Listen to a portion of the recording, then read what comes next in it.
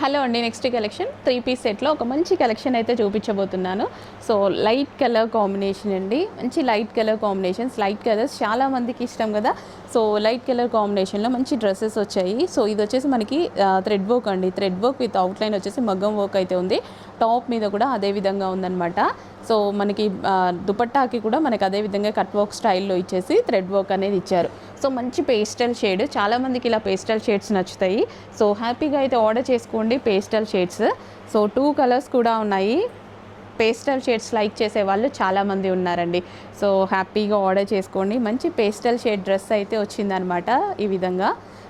So with bottom part complete 3 piece set outfit అండి.